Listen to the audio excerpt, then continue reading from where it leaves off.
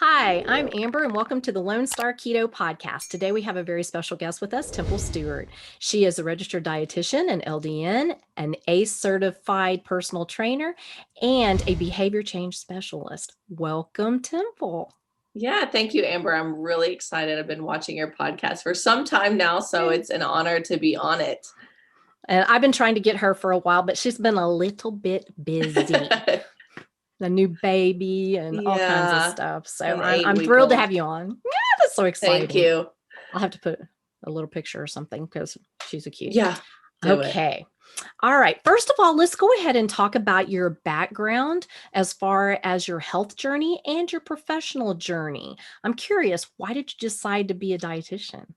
Oh, this is good. I love talking about this because it really did like shape and push me into the sphere. I originally decided to be a dietitian because I was a college athlete. So I played soccer in college and I loved it. And I was always really fascinated with just how the body worked and how much better I felt when I was eating whole foods and eating decent. And so I became really fascinated with metabolism and all of that. So I decided to pursue being a dietitian, and I ended up working, getting my like fellowship at the VA hospital here in St. Pete, Florida. And at the time, I felt great. I was a typical, new student getting ready, excited to pursue this career. And in the first year of my internship, I just started having like a lot of weird symptoms. The first one was I put on probably 30, 40 pounds. It's seemingly overnight. It was very quick. And I started just to feel not myself. And I knew something was going on hormonally, and I just felt bad. My cycles started to be really funky. I started to get like oily skin and my hair was falling out and just things that had never happened to me. And keep in mind, at the same time, I'm going to school to be not going to school, but working to be a dietitian.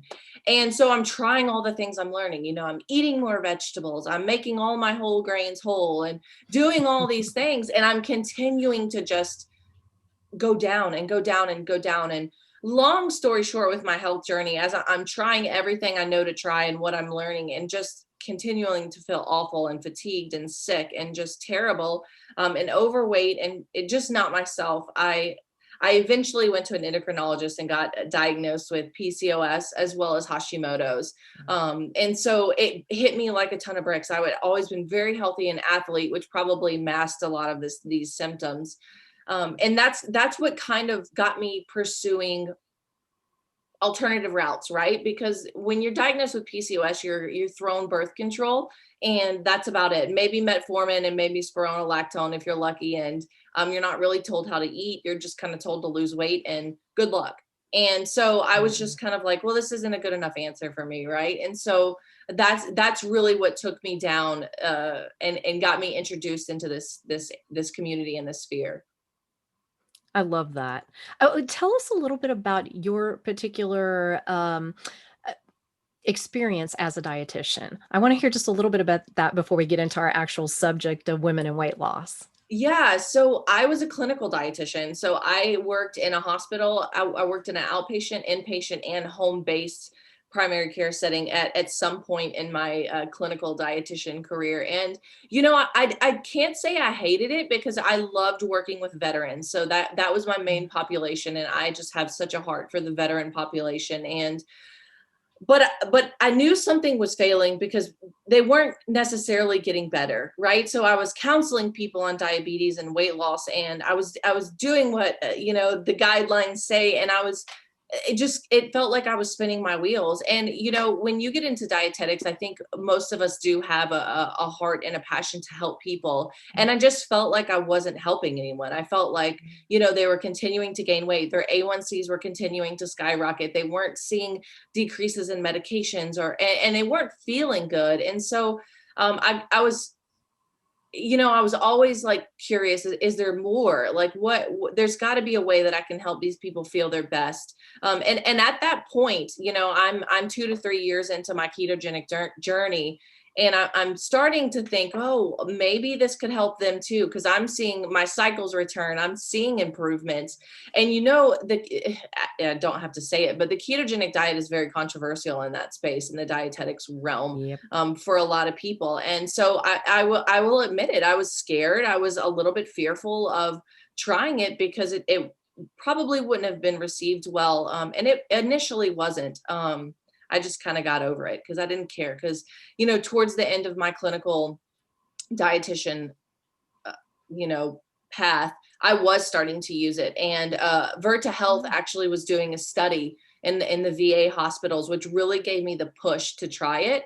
And the results were incredible. And I was saying, doctors from the VA were coming up, wow, your patients are improving rapidly. They're getting off insulin.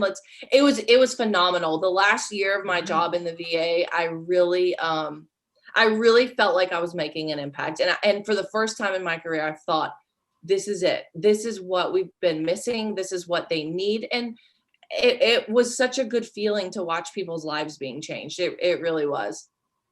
That is amazing. So why did you decide to stop doing that? Yeah, so I have a really big heart for women as well. So I have a heart for veterans. I have a heart for women. And I was watching friends of mine. I was watching family members of mine. I was watching people close to me really, really struggle. And I decided, hey, you know what?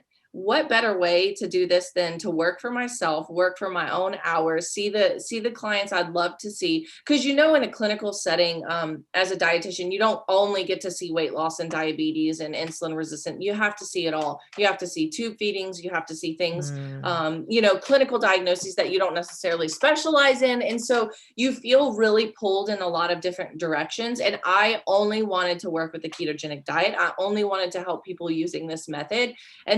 And I also didn't want the blowback. So while I was seeing such good success, I was also getting quite a bit of blowback from, management and some other people that were skeptical, and understandably, because a lot of people just don't know. And so I was, you know what, I made the decision. I'm going to work for myself. I'm going to make my own hours, and I'm going to help the people I want to help using the method that I believe in. I love that. Oh, I love that so much. I love that. I love it, love it, love it. Okay, I'm going to read your mission statement because Yeah. it really resonated with me. Oh. And I love this. To empower women's weight loss using a method that works for their bodies instead of against it.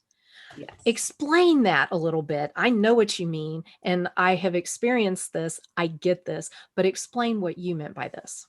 Yeah. So one time, or first thing, I think a lot of women feel very defeated before even stepping up to the platform of trying to lose weight, right? Like everyone, I feel like a lot of people come to the game knowing that they're going to fail and or have failed 40 times before. And so that is really where that word empower came from, because I just kept seeing it. People were, women were coming to me so defeated, and that hurts, and that's really sad to watch people try, and they're giving their best effort. They're doing everything that they think is right and that they've been told is right, and they continue to not see results and suffer. And so I really chose the word empower because I think it gives a whole new perspective to what you're doing. And it really helps women feel like they're in control, they can make a change, and that it's possible. And I was just seeing these mindset shifts to really what I would describe as empowered. And so that's where I really nailed that word down, because I think it just totally takes a new meaning when you see women's faces light up and with success. And then, of course, working with your body, right? What we're taught is lower calories, lower your fat. You're eating too much fat. You need more starch. You need more whole grains. And that is just an absolute disaster to fail. It just does not set you up for success in any way. And so that it works against your body on almost every level, right? Your body needs fat to be satiated. It needs cholesterol to work with hormones. I could go on and on why that's a terrible idea. Low calorie destroys your metabolism over time. So I was tired of women just fighting their bodies, right? Just continually at war with themselves. And so that's where I came up with the second part of working with your body, because your body is a fascinating machine, especially women's bodies. I just have to say that right now. It's incredible. I just had a baby and I'm breastfeeding, and there's nothing more amazing to me than a woman's body. But So yeah, that's kind of where that came from, is like, you know what, let's stop the war against our bodies and let's start working with it no matter the season, right? I love that so much. You just don't even know. I just want to like get pom-poms and go, yeah, because that is what I lived for 40 years. Yeah. And I had willpower like crazy. So Yep. it was, but yet I blamed myself, thinking I was the one. I wasn't doing it. I wasn't eating less enough. I wasn't working out more enough, and I wasn't less enough fat and Yep. whatever. And it was the most frustrating thing. And you're right about the feeling defeated before you start, because I always knew I could lose weight. That was a piece of cake for me. I could do it. Yeah. Not a problem. But Yep. then as soon as you hit that maintenance stage, oh, guess what? Game Because you changer. can't Yep. keep doing that same diet because it sucks. It's Yeah. just horrible. It's The terrible. low fat, low calorie, eat lettuce. I mean, awful, just awful. You can't live like that, but you can't go back No. to eating the way you did before you gained the weight, right? Right. Right. Right. It's like one of those things. It's a So mess. Yeah. I'd hit maintenance and I'd be like, oh, okay, now this is where my anxiety kicks in. Yep. And Yep. every single time, same thing, Mhm. same And thing, your story until is keto. yeah, right, right. And I feel like so many women had that same exact story. And I was on my way. I really was, and so I get it. I get it. Okay, so why keto? Tell us why you decided to do keto and use this as a key element of your program. Yeah. So, well, the first reason why is because everything else I was trying was epically failing. I mean, I was even vegan for a bit, which talk about feeling terrible. I felt awful, awful. And you know what I came across, and I don't remember the exact way it was brought into my mind, but I remember getting my hands on a copy of the Obesity Code, as well as the fasting book that Dr. Fung wrote with Jimmy Moore, who's Mm-hmm, like the mm-hmm, godfather of mm-hmm, keto. But mm-hmm. so I remember getting my hands on those books and reading them and initially thinking, there's no way. There's just no way that any of this makes any sense. There's no way. This was so counterintuitive to everything I learned in college. And I remember thinking, but what if? But what if? Because this is literally the only thing I have not tried. And again, I go back to the conflicting nature of what I was learning at the time. And I can remember thinking, I'm going to give this a try. I'm not going to tell a soul. I told myself, do not share this because, it's intimidating. And so I read those books and I just started implementing it. And I can't, it's not something I can describe unless someone's experienced, and you have, so but the way that you feel is just unlike any other. Like, even had I not lost 30 pounds and my cycle hadn't returned and my skin hadn't cleared up and my hair stopped falling out, the way that I felt just in my body and in my mind was just like, there's something so right with this that I can't let you tell me that it's wrong, because I just feel like a temple again. And I feel like, I just felt like a human, and I felt like I wanted to have motivation and work and do these things that I had not wanted to do before. So that's how I initially got into it. And then once I started feeling that way, it was like drinking from what do they say, a fire hydrant. I got my hands on every book I could find, every podcast, every, diet doctor, VIRTA health, everything I could get my hands on. I was just drinking it because it was what I needed, and I was fascinated by it. I agree with you. The first time I felt ketosis, I Yep. was like, whoa. I What is looked at my happening? husband and I said, I can live like this the rest of my life. Yep. This is the most amazing thing. And he's Yep. like, I can see it in your face. What in the Yep. world? And I was like, I don't know. The only thing I can describe to you is euphoric. I feel Yeah. euphoric. Yep. I feel like something I had honestly never felt before, ever. Yeah, I would Ever. agree 100%. And it was the most amazing feeling. And at that point, I was like, ooh, I Yeah. got to know more about this thing. What Yep. is this? Yep. Yeah. Because I had never heard of keto. I didn't know what Mm-mm. ketones were. I didn't know any No. of that. And it was just kind of a fluky thing that it dropped in my lap. And I thank God every day that it did, because it Yeah. literally changed my life. Yeah.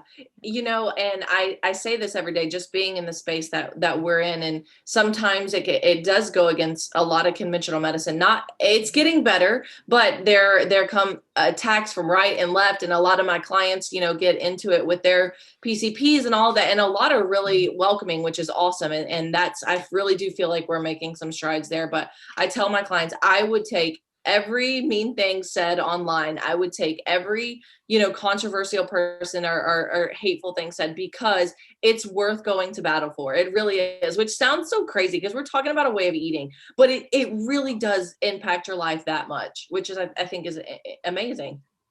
I agree with you. It kind of baffles me, to be honest with you, that food is up there with religion and politics. It's insane. It's Yeah, crazy. It it is is. insane. And what I'm seeing, I'm like, well, number one, what do you care what I eat? What do you Right. care? It's not Right. affecting you. I'm not Right. forcing it on you, but it is true. People get real, I don't know if it's intimidated or I don't really understand. I I'm don't not really either. sure exactly what it is. Okay, I have a question just real quick before we dive deep into the weight loss. Um, why do you think that the guidelines are still so pushed Mm. when it's pretty obvious it's not working? I mean, if you have a brain, if you have eyes, you can see that Yeah. everything they've implemented has not worked. Why do you No. think they just doubled down on it? And it's so, I mean, the like your schooling, I mean, I'm sure that they were pretty, strict about, the way they taught things, and doctors too, the little Yeah. bit of nutrition they get. Yeah, this is a great question. And I think we're all trying to answer it. I think there's a lot, I think it's multifactorial. I like to say that nobody was doing this with malicious, or if that's the right word, but I like to think that. But you look more into it and you look at kind of the faulty science that a lot of this was based on, Mhm. and a lot of the fear of fat that this was based on. And it does get a little bit like, a little scary at what we base our guidelines off of, and the quality of the science. Not only that, but then you have lobbyists and food corporations and sponsors and all of these people that are writing hefty checks. And I always say you got to look where the money's coming from in a lot of things, because that's a good indicator of where the bias may lie. And I think that plays a huge role in it, at least, so I think again, I think that a lot of people have their hand in the pie, and I don't know that all of the intentions are good. I don't know that all of them are necessarily bad. I think some are misinformed. But you raise a lot of questions when you look at some of the sponsors of even dietitians and the dietetics associations around the country. You look at CocaCola and Kellogg's Mhm. and different sugar canes and these things, and you're like, wait a second, we all know that soda, it does not fit anywhere in a healthy diet. So how could they be a sponsor for a dietitians association? So there's a lot of things where you Mhm. look at it and you're like, that doesn't seem right at all. And it doesn't take someone that's super high on the IQ chart to realize that either, right? It's pretty eye opening when you start looking at nutrition Mhm. research. That's a whole nother gamut we could talk about another day. You look at some of the sponsors of nutrition research and you're like, oh, well, that makes sense. You support your own product. Well, way to go. You came to that conclusion. Well done. So that's a great question, but I do hope it changes. I'll say Oh, that me much, too. Me you too. know. I really do. But like you said, when you have a lot of money involved, Yep, it makes it really difficult to do the it right does. thing, It does. you know? It does. It Even does. research. I mean, the funding for Mhm. research, it has to be funded somehow. And what Yep. do you think is going to happen if Coca-Cola funds a research about sugar or Right. whatever might be in Right. Coke? What do you think? I mean, I'm not saying that every research is biased or whatever, Sure. but you got to kind of try to find a way to work with the one who funds you. Even if Right. you find something and it's pretty No matter obvious, what. you got to Yeah. kind of twist it to kind of make your donor happy too, Totally. It's like, 100%. Yeah. It's very, anytime people come at me on Instagram or TikTok or whatever, and they say, well, this research article says this. I'm like, yeah, but did you actually read the article? Because you would know that it was sponsored by, and so you're right. You're right. And that's the part that people miss. The research makes the headline, for whatever reason. But it doesn't make it in the actual article that, you know, it was sponsored by Coke or Kellogg's or any of these other people that, you And know, people aren't just read the necessarily conclusion.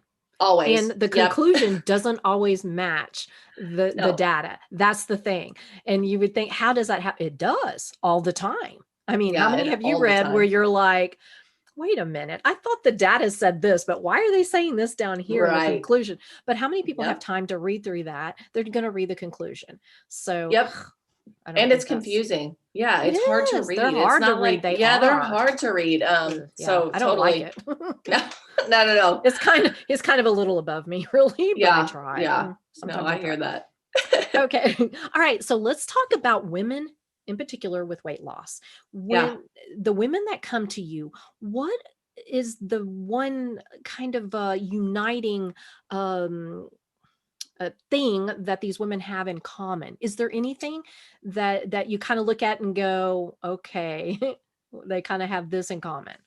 I would definitely say a majority of the women that come to me are in some way, shape, or form insulin resistant. Now they're all on, I would say there's definitely varying scales of it. But for sure, I would say that or just some other hormonal imbalance, whether it's hypothyroid or estrogen dominant.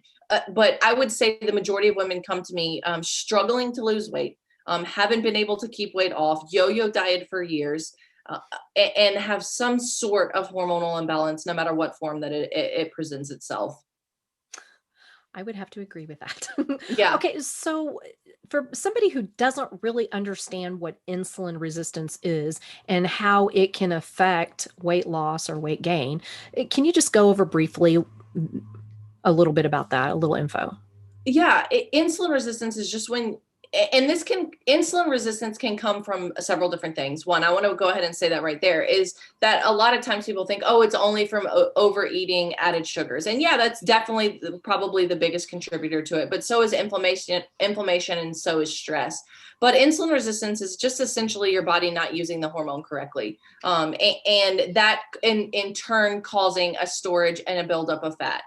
That's a very simplistic way to put it, but it gets real complicated real quick. But the issue is that one, insulin resistance can really sneak up on you. And oftentimes isn't caught quick until you've got full-blown diabetes or PCOS or some of the other conditions. And we're not testing for it is another issue. But in a very simplistic way, it's the body's, hormonal system not working correctly, and in turn causing difficulty losing weight as well as storage of fat. And what is the difference between like a male and a female when you're talking weight loss? Because there is a difference. A So guy many can different. just cut out the cream on his coffee and you lose 50 pounds. A I woman does know. the same thing and she gains 5. Isn't it So awful? I what is the know. difference there?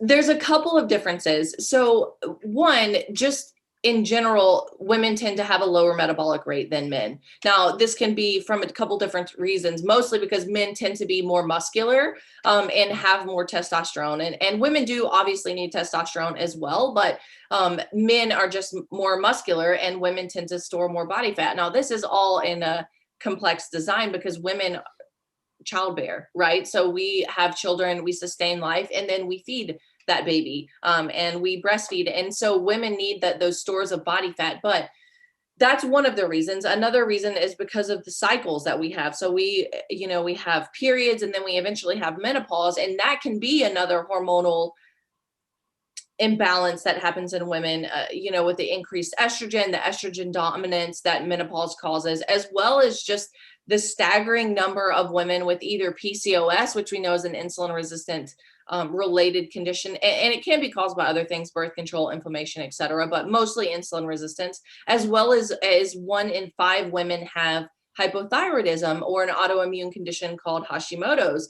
So I think there's several factors as to why women tend to have more weight on them than men. And an interesting study from Yale that I just read about said that women are 50% more likely to be overweight than men. And I'm thinking, well, that's really vague. Why? And again, I think it's because there's a lot of factors that come into play in a woman's body, especially those hormonal factors.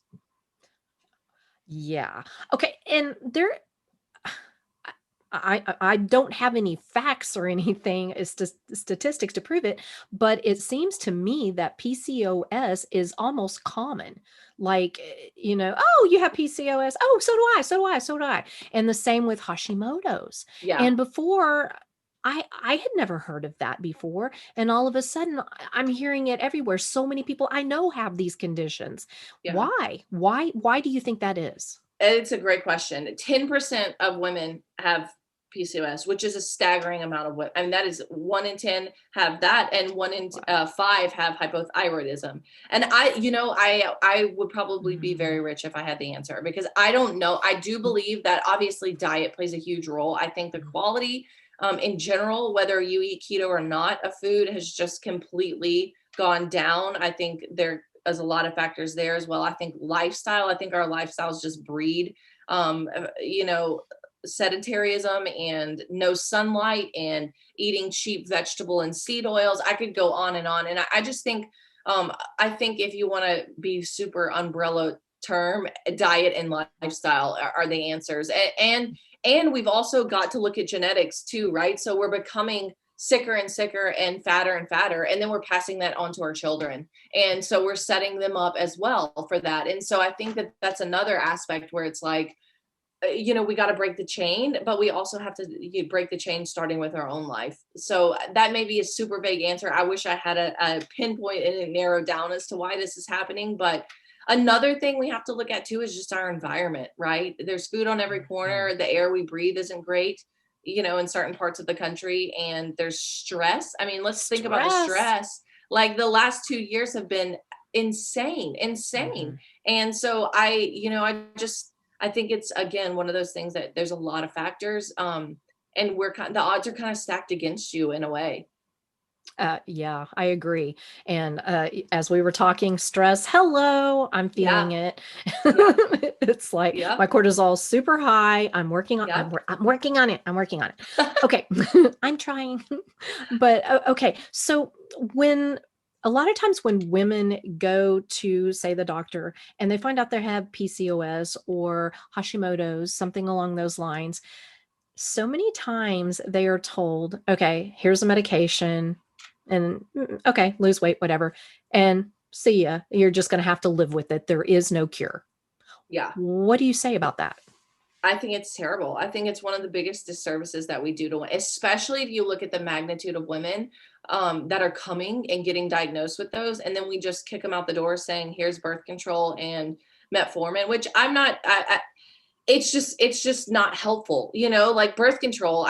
We could say that for a whole nother podcast episode. I think it's got its uses for sure, but to fix PCOS, that's a stretch. And so, without telling them what they can do and heal via diet and resistance exercise, resistant weight training, whatever it may be, getting some sunlight, really just does not set them up for success. It also, and I want to say this, infertility is one of the most heartbreaking things I can think of that a woman would have to face or go through in her lifetime, is not being able to have a child. And, my husband and I didn't necessarily try, but there was definitely some infertility there before I was able to heal my body. And it's very sad. And when we don't help women heal their bodies, we set them up for failed IVF. We set them up for, having to do Clomid over and over and over again. And so, and I'm not saying that the ketogenic diet or lifestyle will fix it every time. There are definitely places for IVF and Clomid and all of those things. I think those are wonderful medical technologies, but it's not giving them the best chance. And I want someone that I'm treating, if I was in that situation, to have the best chance. And so I think when we leave out the insulin resistance part of that, if that's what their PCS is related to, and or the weight training and the muscle building things that you can do to make yourself more insulin sensitive, it just does not give them the best chance. I totally agree with that. Okay, so when you have your clients come to you, do they understand that you use like the keto diet as kind of your base for treatment, or do they just come to you for the weight loss issue and they're just like, whatever? I think, but I get both. Now, ever since I really kind of hammered down and started marketing, I'm a ketogenic dietitian. I believe in this method. I would say more come to me knowing that I do use the ketogenic diet. I will say I do get a lot of people that are confused about keto as well, because there is some people on Instagram that do more of an inflammatory type style and things of that nature. So I get both. I do love my clients that come to me just looking for weight loss and don't necessarily know what method I use, and then just see incredible results. Or ones that come to me, oh, my doctor said I should never do this, it doesn't work, da da da, and then end up, dropping their A1C to not even pre-diabetic, to normal levels. So I think I get a healthy mixture of both, and I love having both in my programs. That does sound kind of interesting. Do you ever get any like pushback where they're like, that's not healthy? No, Yeah, I can't do that. for sure. I get that quite often. And the keto myths out there are insane. And I'm sure you get a ton of this as well. Like, oh no, I'm gonna have a heart attack, or no, this is gonna give me stroke, or I can't eat this kind of fat, da da da. And all the stuff that you can see has really been ingrained in people, especially around saturated fat. I would say that's like one of the number one things that I hear is, oh, I can't eat this much fat. I can't do this, And so, yeah, I do get pushback occasionally.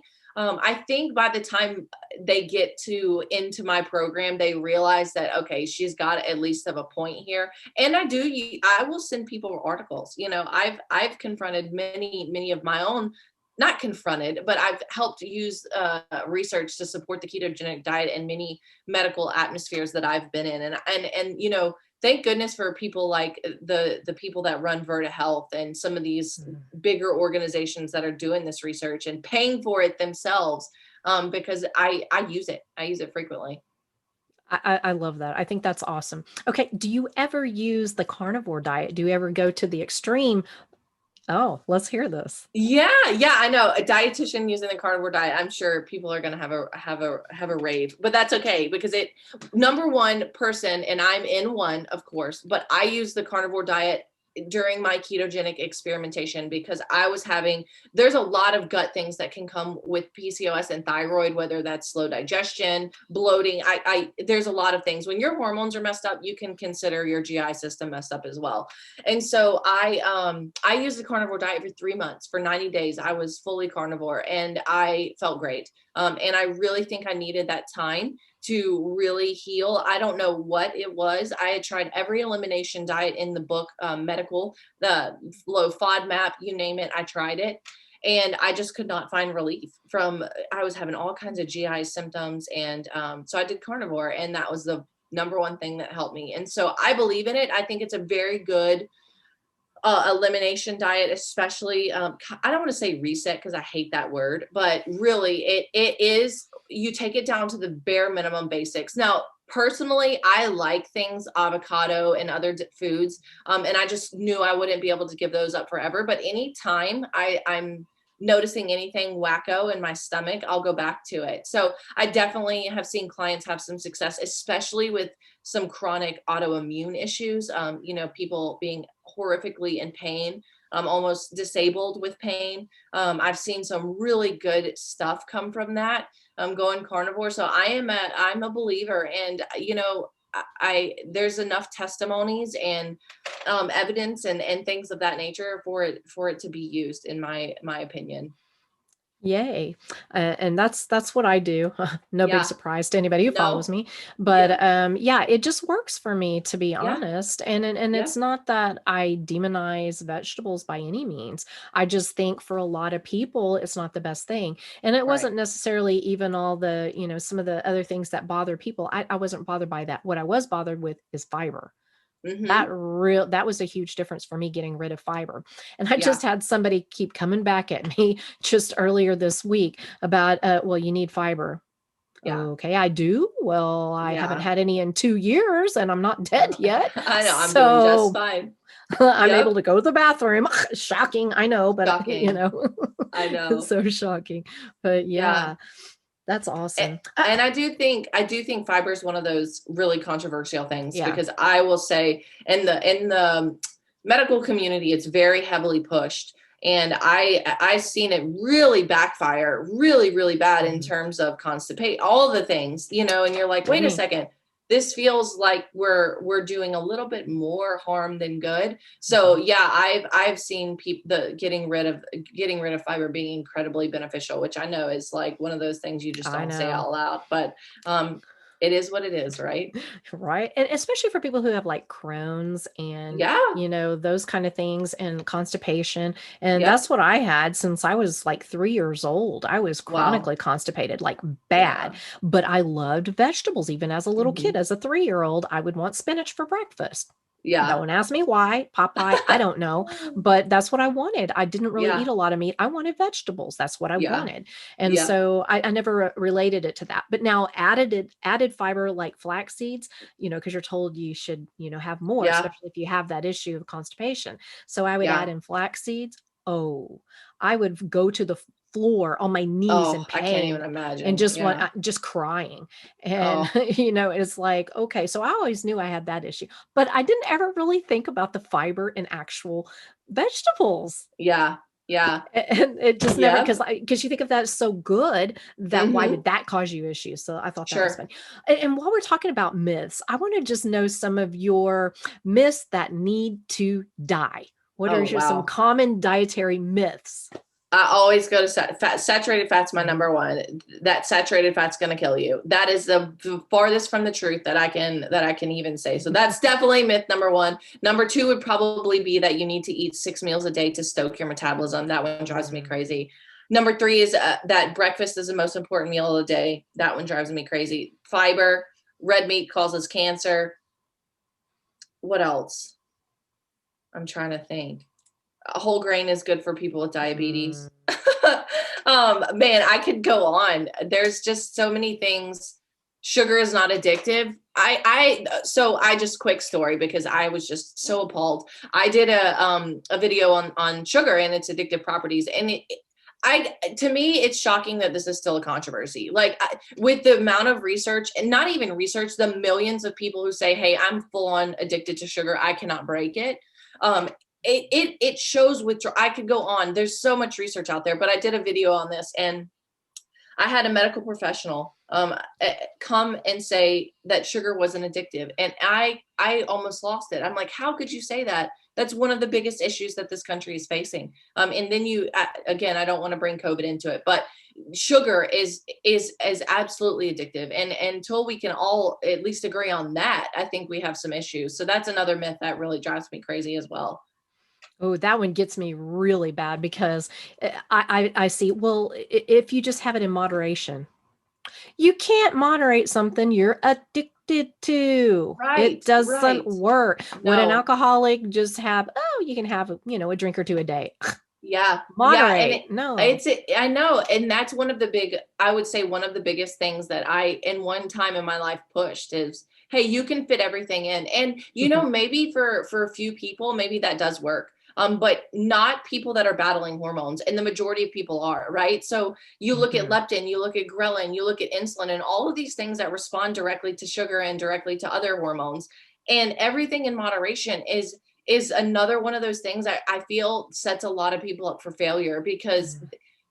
you're having to fight full on cravings, like full on hormonal cravings, and I just don't think that you can be successful doing that long term. I agree. It's a beautiful thought, and Yeah, I wish it worked that way. I agree. And like you said, there are some who actually can do that, and they Yeah, have the body, the metabolism to be able to deal with it, whatever, and yeah, the right mindset. But most of us, let's get real. I mean, what is it? 88% of us are metabolically damaged.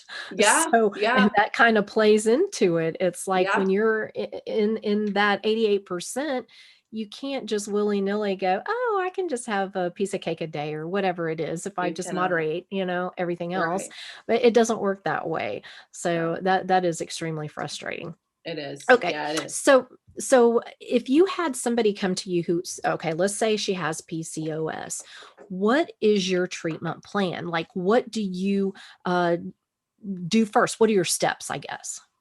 Yeah. So my group, I run 8-week groups. So I really try to teach the foundations of the ketogenic diet, but also just the typical things that help a person become healthy, getting out in the sunlight, weight training, all of those things. So what I do, especially if I know that they have insulin resistance, and most of my clients, I recommend you need to get your fasting insulin taken before you begin to work with me. Because I like to know what we're dealing with on the spectrum. And so initially what I do is I remove all carbohydrates. And so I get them into ketosis. I teach them how to avoid the ketogenic flu. If we need to go a little bit more extreme and eliminate more vegetables, avocado, whatever it may be, I'll do it.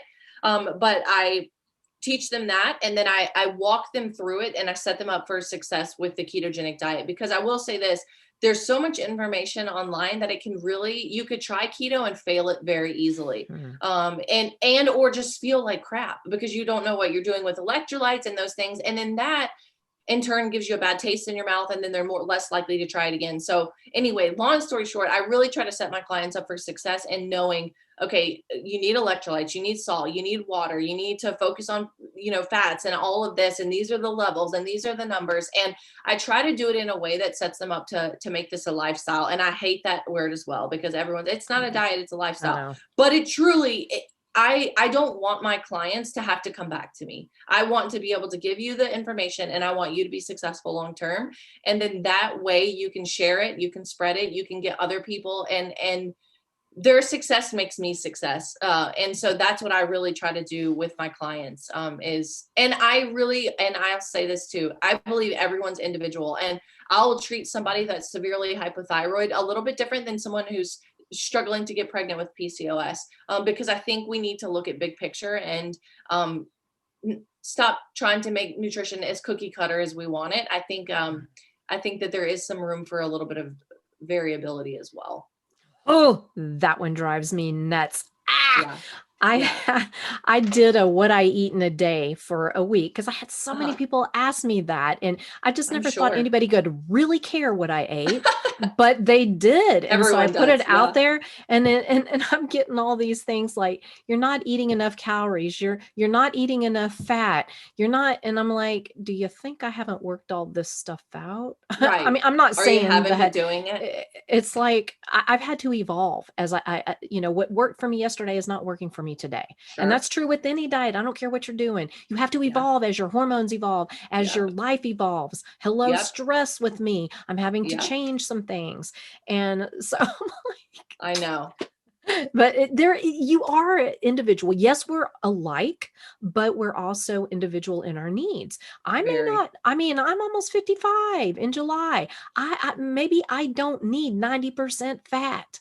Maybe I have some fat on my body too, which I do. Right. That could, so why would you force me in a cookie cutter diet because it works for somebody else? Yeah, it's not right, and it doesn't help people. You're so bio individual, like you said, that we need to look big picture for sure. Yeah. And it's okay. It's okay. Yeah. And, just because I put that out there, because people ask me, it's not that I'm saying everybody should eat that way. Nowhere have I ever said that. That is what works for me. Sure. Nobody else, me. And I'm just like, wow, what is going on here? I know a lot of people tell you how to eat, right? It's interesting. Yeah, so. It is so crazy. Okay. One of the things that I get as a coach is it's not the diet aspect, because I coach carnivore. So it's not the diet. There are a few questions about it, but what I deal with is the emotional and mental aspect of it, especially with women, because as a woman, the way you're perceived on your looks is way more damaging, or whatever you want to say, than it is for a man. I'm not saying that men don't go through this too, but and then all the restrictive diets and the eating disorders. I battled both anorexia and bulimia and a few other things, but it's very common for women. Sure. Yep. Do you deal with that? Do you help women also with that mental and emotional part? Because that's a huge element of it all. it's a huge element, and it's scientifically proven that women will stress eat and emotionally eat before a man will. And I think that again, you hit on all of it. The way that women are supposed to look, right? This body type that we're all supposed to have, and the way that marketing and average, all of it plays into it. But yes, it is absolutely one of the biggest reasons why women tend to have weight problems more than men, is because there's such an emotional factor. And also women are more quickly to turn to very fad diet or restrictive diet type, like you said, before a man will. Typically men, oh, I'll just cut out sweets and they'll lose 15 pounds, like you said. Women go, oh no, I got to go to the extreme. And before you know it, they're doing the HCG diet and they're getting shots and they're doing all these things. And that again is a way to fail. And so, yes, I deal with that, I would say, with 90% of the women in my group in some way, shape, or form, right? Whether it's active or it's been in their life in the past. And what's funny is I incorporate like a mindfulness and an intuitive eating class in my program. And it's funny because you say that out loud and other, people in those spaces would just come unglued. But you can still have the same principles of, hey, pay attention to what you're eating, enjoy it, pay attention to your triggers, pay attention to why you're eating, pay attention to all of these things that, emotions and stress and all of and you can still eat mindfully, and you can still have some of those principles of intuitive eating brought in. And that's why, again, I think that nutrition is just so much bigger than we've made it. And so, yeah, 100% I deal with that. And I think it would be hard pressed to find one woman on planet Earth that said at one point in their life they didn't stress eat or have some sort of emotional attachment with food, whether good or bad. I really believe that. I think that it's hormonal in a lot of ways as well. Yeah. And the other thing that I see too, and I don't know if this is something, and it's a very deep thing that is, beyond my scope, but I recognize it because I lived it. Yeah. Not to the extreme of some people, but past trauma. And Oh, even the trauma can be something that somebody else would look at and go, really, grow up, get over it. yeah. But it was trauma to you. And it Yeah. doesn't matter what anybody else thinks, that can Right. actually affect your health. Yeah. It can. And I would completely agree. And I think if trauma is not dealt with quickly, it can manifest itself in many ways, whether that's eating disorders or whatever, addictions, you name it. I think it can show up. And this became really real for me recently when my daughter was in the NICU. I realized, wow, trauma is real. PTSD is very real. And those things affect the way you feel, the way you think, the way you live, the thoughts you have. It's really wild. That really was one of the most traumatic experiences that I've ever come across. And it really changed my perspective on when people talk about trauma. And I know Jimmy Moore is really big on this, and you as well. And I always appreciate it because people are living with hurt, and that has to be addressed in some way, because a lot of times you'll see that show up in the form of an eating disorder or binging and treating emotions with food. And like you said, you name it, trauma can affect it. It really can. And, it is so hard because like in coaching, you're supposed to be, it's about the diet, right? But Yeah. then there's something that just flashes and you're like, Yeah. it doesn't matter what diet you're on, it's not going to work because you haven't dealt with this first. It Yeah. can't work. It Yeah. can't work because you haven't dealt with this. And so I'm like, oh, I hate to tell you this, but You need to you're gonna talk have to to dig a somebody. little bit deeper. It's Yep. Yep. not just the diet. That's not Yeah. going to do it. Maybe temporarily, but Right. for the long term, that's the thing. You can lose weight temporarily, but if you're Yep. thinking of fixing your health and for the long term, Yep. you've got to do it all, the mental, the psychological, and your Everybody. lifestyle. Yep. It's holistic, right? The holistic Total. package you got to kind of Yep. do. Okay, let me go through, let me make sure. Oh, okay. You've kind of answered this, but to be more specific, Okay. why do traditional weight loss protocols fail? What makes them fail? So why are those different than, say, keto or carnivore? So, and this is what I was directly taught on how to teach people to lose weight. And this is from a dietitian perspective, classically trained is calories in versus calories out. And that lies a lot of problems. Typically, when you're going low calorie, that also means going low fat. I have never seen a low calorie diet include a lot of fat. And so I think that this sets you up to fail in many ways. Number one, your metabolism. We've all seen the Biggest Loser studies. If you haven't, go look at them. The metabolic rate damage done is really insane. Also, when you eat low calorie and you eat low fat, you're starving. And almost every diet you name, and I don't want to name them specifically, but is a low calorie, low fat style diet. And even the portion control ones are arguably low calorie. And so what that does is that leaves people hangry. It leaves them frustrated because they don't enjoy satiating foods like steak and eggs and avocado and all these things that make you feel good and feel full. And they also, again, can mess up your metabolism. And they're just not fun, and they don't leave you feeling good, and they don't truly, in my opinion, nourish your body. If you're left hungry, then there's something missing. And so that they just don't set people up for success, because there's no way that you're going to be able to fight hunger and fight your body for a long period of time, like you said. And you mentioned this at the beginning of the podcast, Amber, was that it just wasn't sustainable. And you feared when you got into that maintenance phase, because you could lose the weight, but you knew that low calorie, that low fat, it just is not something that is good for the body and or sustainable long term. And so that's my biggest problem with calories in versus calories out, is that it doesn't work long term. No, because you can lose the weight. Lots of people do it. I've lost 80 to 100 pounds 3 times on another diet. I lost the other on keto, so I don't count that in with the bad stuff. Not to mention, so many times 20, 30, 40, 50 pounds. And I could do that. But it was so incredibly miserable. And like I said, I have an iron will. So it wasn't about cheat. I don't cheat. I don't need to. I'm not going to, because I'm just too stubborn. But we would go to dinner with my friends, and they would be having their margaritas and their chips and salsa. I'm a Texas girl. We like our Tex-Mex.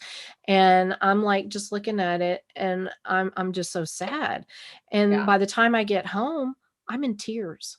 I'm in tears, because it was so incredibly depressing to me. I was even jealous of overweight, obese people who felt fine eating what I wanted to eat. Even though they were unhealthy and obese, I was jealous of them. Because I would not allow myself to do that. But it just, left me so angry and sad and depressed. But when I tried keto, it was like, what? This is so awesome. I didn't even know what fat tasted like. I at one point had my fat down to just a couple of grams, and I'm not kidding you when I say that. I am not kidding you. I was working with a personal trainer, and she would look at my, food log, and she looked at me one day and she goes, "You cannot be doing this. You cannot do this. You have got to have fat in your diet. You have to. Good God, girl, eat a Snickers bar, something, do something, because you're freaking me out." And I'm like, what? And she goes, "You're not allowing yourself to have any fat. That's not good." And, and I'm like, okay, but I had this fear of fat. I wonder why. Imagine that. Yeah, imagine that, right? Yeah, serious fear of fat, and it turned into an eating disorder. Yeah, so there you go. Yeah, it was ridiculous.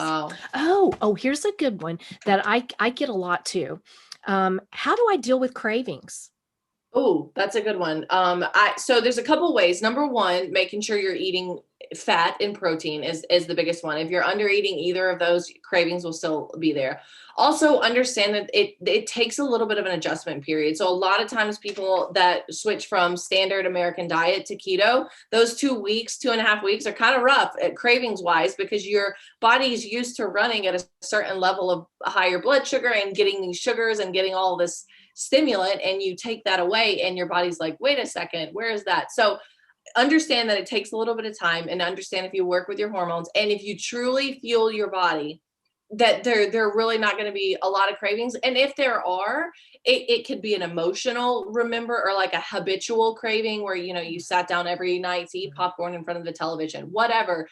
And there's ways to work around that. So I always like to tell my clients to try to figure out, is it a true, like a craving from your body, or is it something emotional or habitual, or, you know, you always had cherry pie at grandma's and you went over there and you wanted cherry pie. What is it? Something of that nature. So making sure you're properly nourished is step number one by far. Absolutely. I agree with that. Okay.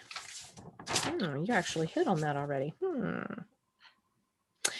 Okay. One thing that I find a lot of, and I think this is true with everybody, it definitely was for me for 40 years, is focusing on the outside, the aesthetics, instead of health. Yeah. What do you say about that? What can you tell somebody who is just so focused on the scale, the measuring tape, the size, a particular size? Totally. And this is real, and skinny fat is real. And my clinical experience in the hospital really opened my eyes to this, because I would have perfectly normal weight people come to my office, and we would look at their insulin levels and their A1C and their triglycerides, and it was horrifying. I mean, some of the worst lab values I saw come out of a hospital came from normal weight people. And so that is the, what's on the outside is not your worth. For number one, first and foremost, you will never be that is not even comparable. But the scale is just one measurement in hundreds that we could use on health in general. And a lot of times people get really caught up in cosmetic fat, and they want to lose cosmetic fat, whether it's around their face or their arms or their thighs. And I really try to reiterate, that's not the dangerous fat. The dangerous fat is the fat that you can't see, and that's hidden in your organs and hidden in your abdominal cavity in places that you don't want it to be. And active visceral fat, where it's, you know, releasing inflammatory cytokines and things like that.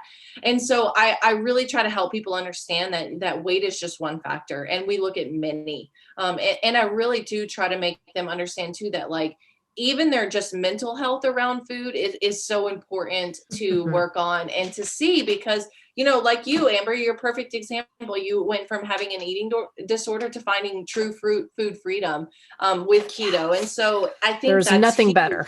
No, there's not. And there's really not. You know, we're all going to age, and we're all eventually going to die. And so it's like, you can focus on your body as much as you want, but you know, it's only going to take you so far, and health is just so much more than just skin and bones. Absolutely. And like your mission statement, when you're working with your body instead of against your body, it makes everything so much easier later on to be able to lose that weight, to be able to maintain that weight. Yeah. And plus you feel good. You have a quality of life. So what if you can wear a size 0 jeans, if you feel like crap, you have no energy, you're miserable, you're fighting to stay that way. Yeah. Hair falling out in clumps. So I'm gonna tell you, I had hair just falling all kinds of out. It is, there's nothing better feeling than being free from that food addiction and having true health.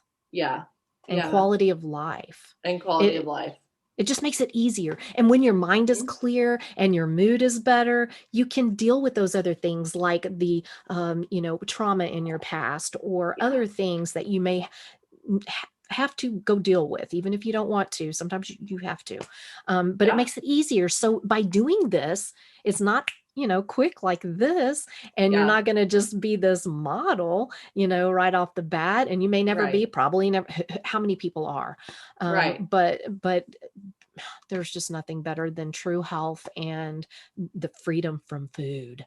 Not thinking about it 24/7. I'm pretty sure I'm pretty sure I dreamed about food too. Oh, totally. Yeah. And when you're so deprived and your body's not nourished, I mean, it's only it's a survival mechanism. Of course, you're going to think about food and dream about food and want food, because your body is like, no, I'm not ready to go starve. I want, and so it's really, I see women fight their bodies so much, and it's so sad because it consumes every waking thought, and even sometimes non-waking thoughts, which is just not okay and not a way to live.